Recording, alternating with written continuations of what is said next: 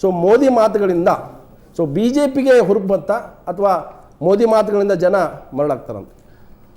ಬಹುಶಃ ಅತಿಯಾದ ನಿರೀಕ್ಷೆಗಳನ್ನು ಮಾಧ್ಯಮಗಳಲ್ಲಿ ಬಿಂಬಿಸಿದ್ರಿಂದ ಮೋದಿಯವರ ಭಾಷಣ ಭಾಳ ನಿಸ್ತೇಜವಾಗಿತ್ತು. ಬಹುಶಃ ಈ ಕರ್ನಾಟಕದ ಬಿ ಜೆ ಪಿ ನಾಯಕರ ಮುಖಗಳು ಕಂಡುಕೊಂಡೇ ಅವರು ಸುಸ್ತಾದರು ಅಂತ ಕಾಣುತ್ತೆ ನನಗೆ. ನಾನು ಆರಂಭದಿಂದನೇ ಅದರ ನೇರ ಪ್ರಸಾರವನ್ನು ನೋಡ್ತಾ ಇದ್ದೆ. ಆ ಪ್ರಹ್ಲಾದ್ ಜೋಶಿ ಅವರ ಸ್ವಾಗತ ಭಾಷಣ ಕನ್ನಡ ಭಾಷೆ ಅಂದರೆ ಇಷ್ಟು ನಿಸ್ಸತ್ವ ಭಾಷಣ ಅಂತ ಅನಿಸ್ಬಿಡ್ತು. ಸುಲ್ಲಿತವಾಗಿ 4 ಕನ್ನಡ ವಾಕ್ಯಗಳನ್ನು ಹೇಳಲಿಕ್ಕಾಗದಂಥ ಒಂದು ದಿವಾಳಿತನಕ್ಕೆ ಕರ್ನಾಟಕದ ಬಿ ಜೆ ಪಿ ನಾಯಕತ್ವ ತಲುಪಿದೆಯಾ ಅಂತ ಅಂದ್ಬಿಟ್ಟು ಇವ್ರ ಮುಖ ನೋಡಿದ್ಕೊಳ್ಳೋ ಅವ್ರು ಸುಸ್ತಾರ ಅಂತ ಕಾಣುತ್ತೆ. ಮೋದಿ ಈಗಾಗಲೇ ಬೇರೆ ಬೇರೆ ಕಡೆಯಲ್ಲಿ ಅವರು ಚುನಾವಣಾ ಪ್ರಚಾರ ಭಾಷಣಗಳು ಏನು ಮಾಡ್ತಾ ಇದ್ದಾರೆ, ವಿಧಾನಸಭಾ ಚುನಾವಣೆ ನಡೆದಿರೋ ಕಡೆ ಅಲ್ಲಿ ಹೇಳಿದ್ದನ್ನೇ ಬಿಟ್ಟರೆ ಒಂದೇನಂತಂದರೆ ತೀರಾ ತೀಕ್ಷ್ಣವಾದ ವಿವಾದಾಸ್ಪದವಾದ ಯಾವುದೇ ಹೇಳಿಕೆಯನ್ನು ಕೊಡಲಿಲ್ಲ. ಭಾಳ ಎಚ್ಚರಿಕೆ ಆರಂಭದಿಂದ ಭಾಳ ಎಚ್ಚರಿಕೆಯ ಮಾತುಗಳನ್ನ ಆಡ್ತಾ ಬಂದರು.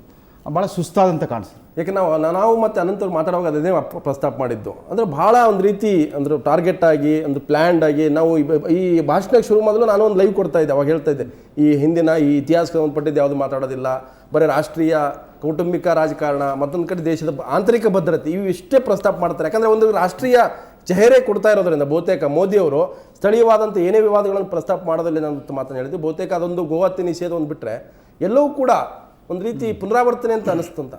ಸ್ಥಳೀಯವಾಗಿ ಬಿ ಜೆ ಪಿ ನಂಬ್ಕೊಂಡಿದ್ದು ನಮಗೆ ಒಂದು ದೊಡ್ಡ ಬೂಸ್ಟ್ ಸಿಕ್ಬಿಡುತ್ತೆ ಮೋದಿ ಭಾಷಣದಿಂದ, ನಮ್ಗೆ ಇಲ್ಲಿರ್ತಕ್ಕಂಥ ಎದುರಾಳಿಗಳನ್ನು ಟೀಕೆ ಮಾಡಿಬಿಟ್ರೆ ಅದನ್ನು ಲಾಭ ಪಡ್ಕೋಬೋದು ಅಂತ ಎಲ್ಲೊಂದು ಕಡೆ ಎಲ್ಲ ಫೇಲ್ ಆಯಿತು ಅಂತ, ಅಲ್ಲಿಂದ ಲೆಕ್ಕಾಚಾರದಲ್ಲಿ ಫೇಲ್ ಆಯಿತು ಅಂತ.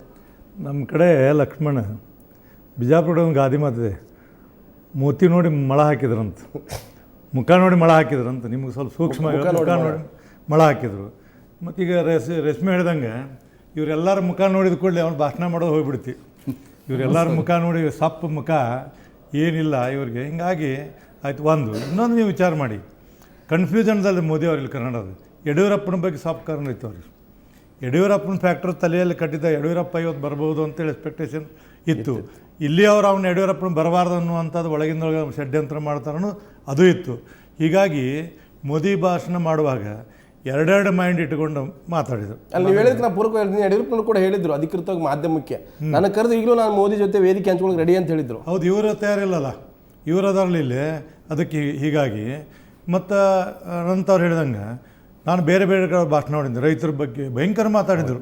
ರೈತರ ಬಗ್ಗೆ ಅಲ್ಲಿ ಇಲ್ಲಿ ಎಲ್ಲ ಏನಪ್ಪ ಅಂದ್ರೆ ಜನ ಹೌದಪ್ಪ ಒಬ್ಬ ನಮಗೇನೋ ಮುಂದೆ ಬಾವಿ ಇದರಲ್ಲಿ ಏನಾದರೂ ಮಾಡ್ಬೋದು ಅನ್ನುವಂಥ ಭಾವನೆ ಎಲ್ಲ ಕಡೆ ಇತ್ತು. ಬಟ್ ಇಲ್ಲಿ ಮಾತಾಡಿದ್ದು ರಿಸ್ಟ್ರಿಕ್ಟೆಡ್ ಟು ಏನಂದ್ರೆ ಬಿ ಜೆ ಪಿ ಪಾರ್ಟಿ ಒಳಗೆ ಕೋರ್ ಕಮಿಟಿ ಮಾತಾಡ್ತಾರಲ್ಲ, ಕೋರ್ ಕಮಿಟಿ ಭಾಷಣ ಬಿಟ್ಟು ಬೇರೆ ಏನು ಅನಿಸ್ತಿಲ್ಲ ಅಂತ ನನಗೆ ಸ್ಪಷ್ಟವಾಗಿ ಅನಿಸಿದೆ.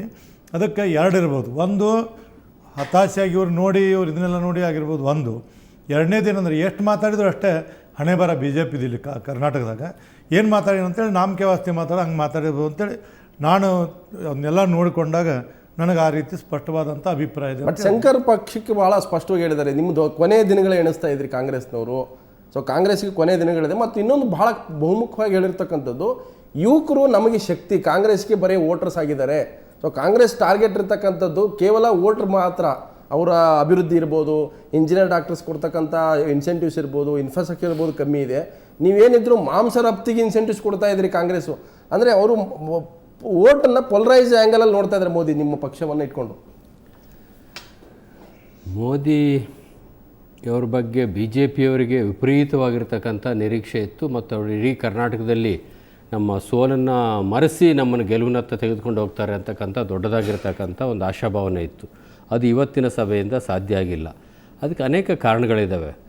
ಒಂದು, ಮೋದಿ ಭಾಷಣದ ಬಗ್ಗೆ ಆಮೇಲೆ ಬರೋಣ. ಕರ್ನಾಟಕದಲ್ಲಿರ್ತಕ್ಕಂಥ ವಸ್ತುಸ್ಥಿತಿ ಏನು ಅಂದರೆ, ಕಳೆದ 5-6 ತಿಂಗಳಿಗಿಂತ ಹಿಂದಿನವರೆಗೆ ಅವ್ರದ್ದೇ ಸರ್ಕಾರ 5 ವರ್ಷಗಳ ಕಾಲ ಇತ್ತು.